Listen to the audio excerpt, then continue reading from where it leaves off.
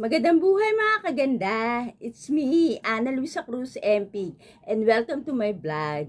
In today's video, gagawa po tayo ng face mask na gawa naman po sa honey at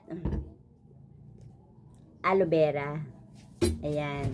So, kung meron po kayong fresh na aloe vera, yung pong halaman, mas mainam pong gamitin. Kasi, siyempre, fresh po talaga, 'di ba, from the plants. But since, naubos na po yung aking, aloe vera na tanim, eto po, ayan. Subok naman po itong aloe vera gel na to kasi, mostly, ito po yung ginagamit ng mister ko panlagay sa mukha niya. After niyang maligo, 'di ba? And before bed, 2 times a day po siya gumagamit dito. So, ako naman po ay nahalo ko po sa mga DIY face mask ko. So, ito po yung gagamitin natin, Pero syempre, bago po ang lahat, kinakailangan po magugas po muna tayo ng mukha, 'di ba? Kasi yan talaga yung preparasyon para sa ating remedies, 'di ba?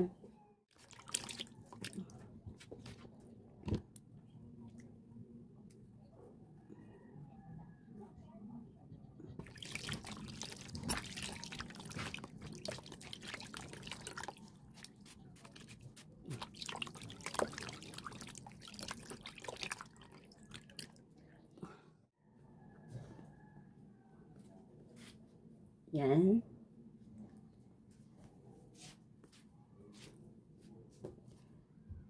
Tapos ngayon naman po, prepare naman po natin ang ating kailangan, Ayan.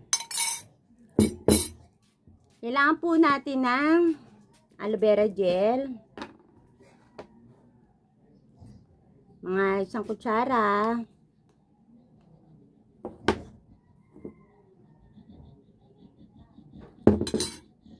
And then,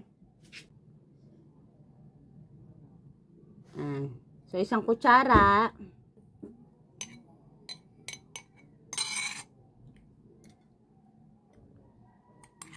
Haluin lang natin.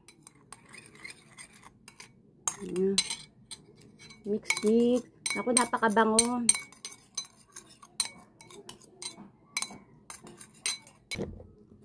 And then, application naman po tayo. 'Di ba napakabilis lang? Ito, may suot na po akong headband para yung mga buhok po natin wala na pong haharang sa ating mukha. Gamit natin kamay na lang para maipahid po natin na maigi. Ako, napakabango.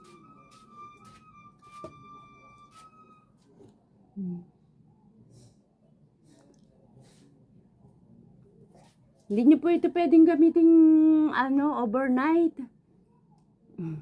Kasi baka papakin po kayo ng mga insekto.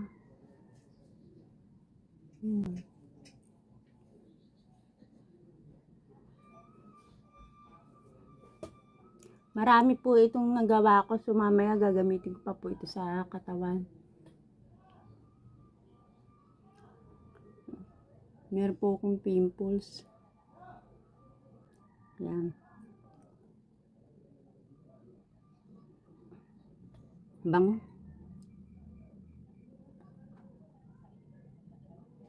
Pwede na po dito. So, may medyo taas ng mata. Ayan, Ganyan lang kasimple. So, ayan po. Nai-apply na po natin. Kailangan apply nyo po ng lahat ng buong mukha. Since mukha lang po naman muna yung aking dinidemo, Ayan. Then, patutuyuin po natin to ng mga 15 to 20 minutes or hanggang sa matuyo po, para talagang ma-absorb po ng ating skin yung mixture na ginawa po natin, yung aloe vera at honey. Magbabalik po ang inyong kaganda after 20 minutes.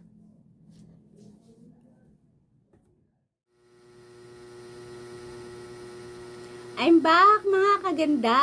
Ayan. So after 25 minutes, so 'di ba, sumobra pa tayo ng 5 minutes para matuyo yung ating mixture. Ayan. So, kinakailangan po natin itong hugasan, mga kaganda. No?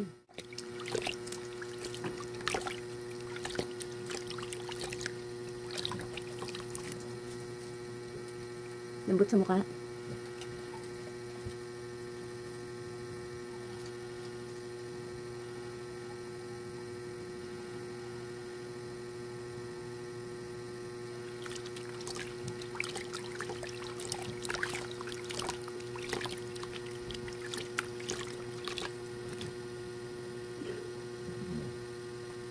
Patang ko po muna yung tubig na. Add po tayo tubig.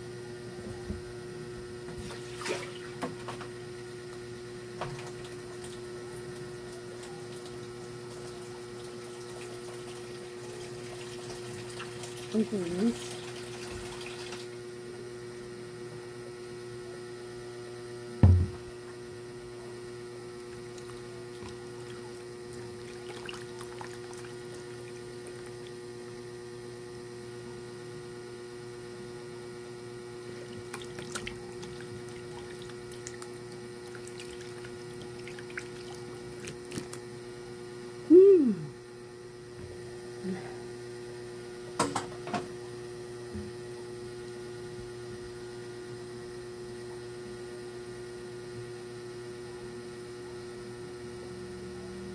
Ayun lang. Ano mga kaganda, isa ko pa pong mga tips po pala sa inyo, ano, iwasan po natin na laging hawakan yung mukha natin, lalo na kung ang kamay po natin is nagawak po tayo ng mga marurumi, ha? Kasi sensitive po yung skin po natin, lalo na po sa mukha, di ba? Lalo na kung nangyari, ganyan, may mga pimples po kayo, yun, malapit na yung aking period. So, wag po natin hinahawakan, tinitiris, nakpo. Mai-irritate po yung ating mukha, no? Kasi yung mga kamay po natin, isa sa may maraming mga dumi na kung ano-ano hinahawakan, di ba? So, kahit nga po yung bukas ka lang ng doorknob, di ba? Lalo kung naghahawak ka pa ng mga basahan, o, di ba? Yan. So, iwasan po natin yan, no? Kung ano, lagi po kayong maghugas ng kamay o mag-alcohol, no? Bago po kayo humawak ng inyong mukha. Sensitive as baby po itong ating face. No? Ayan. At saka, pagka maghugas po kayo ng mukha or magpupunas ng mukha, kahit yung hindi man maghugas ng mukha, di ba, minsan may mga pawis. Naku, dapat po yung mga inyong mga pamunas malinis po. Wag po yung mga marurumi na.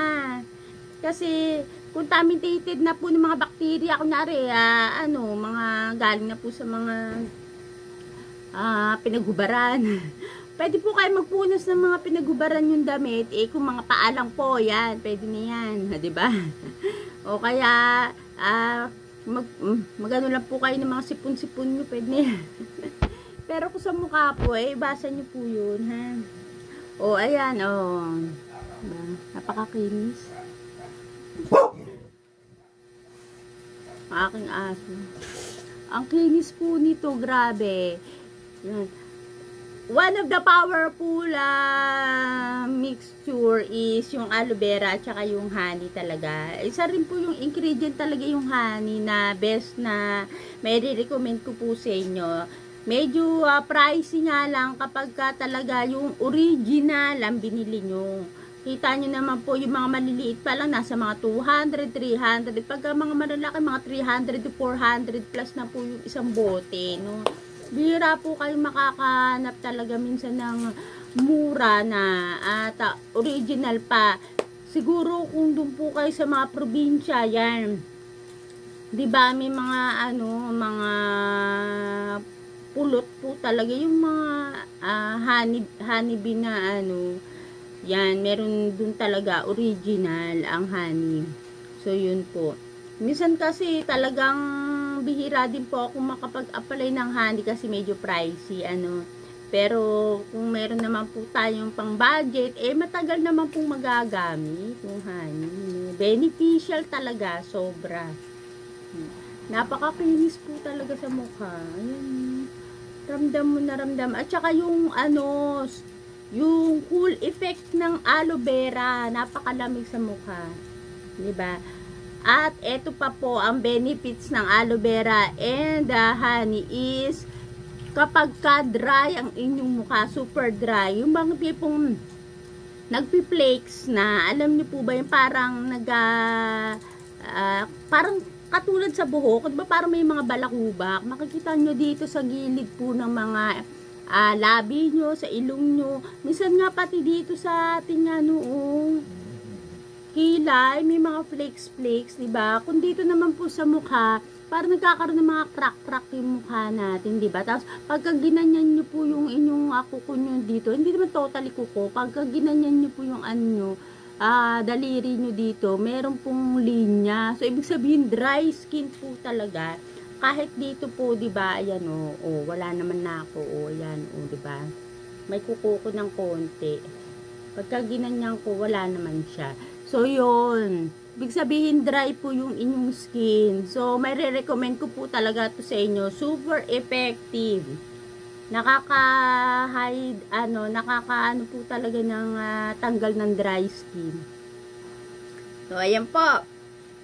100% effective.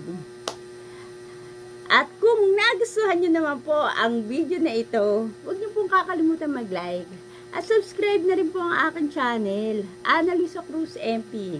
At para ma-update naman po kayo sa mga susunod ko pa pong mga DIY na pampaganda, kalimbangin nyo na po ang notification bell.